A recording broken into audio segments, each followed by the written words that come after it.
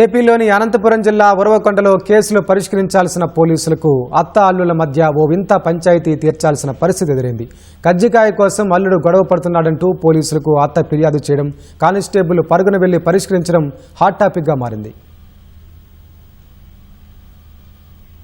అనంతపురం జిల్లా డైల్ 100 నెంబర్కు ఇటీవల ఓ ఫోన్ కాల్ వచ్చింది. అల్లుడు గొడవ చేస్తున్నాడంటూ ఓ అత్త ఫిర్యాదు చేసింది. అడ్రస్ కనుక్కొని మరీ ఓ కానిస్టేబుల్ ఫిర్యాదుదారు ఇంటికి వెళ్ళాడు. అసలు గొడవేంటిని అడిగితే అత్త అల్లులు చెప్పిన సమాధానం విని కానిస్టేబుల్ ముఖచిత్రం మారిపోయింది. ఉరవకొండ గవిమఠ చంద్రమౌళీశ్వర స్వామి బ్రహ్మోత్సవాలకు ఓ ఇంటికి 3 అల్లులు వచ్చారు. పెద్ద అల్లులిద్దరికీ కర్జలు పెట్టి తనకు పెట్టలేదంటూ చిన్న అల్లుడు చిన్నబుచ్చుకున్నాడు. నాకే మర్యాదలు తక్కువ చేస్తావంటూ అత్తమ్మపై కస్సుమన్నాడు. ఏం చేయాలో పాలుపోని అత్తమ్మ డైల్ 100కి ఫోన్ చేసింది. ఆగమేఘాలపై ఫిర్యాదుదారు ఇంటికెళ్లిన పోలీస్ కానిస్టేబుల్ పెదరాయుడులా పంచాయతీ చేయాల్సి వచ్చింది. అత్త అల్లుళ్లకు నచ్చజెప్పిన కానిస్టేబుల్ కర్జలు 3కి సమానంగా పంచారు. పంచాయతీ పరిష్కారానికి సాక్ష్యంగా ఓ సెల్ఫీ కూడా తీసుకున్నాడు. ఇప్పుడు ఆ ఫోటో పోలీస్ వాట్సాప్ గ్రూప్స్తో పాటు సామాజిక మాధ్యమాల్లోనూ వైరల్గా మారింది.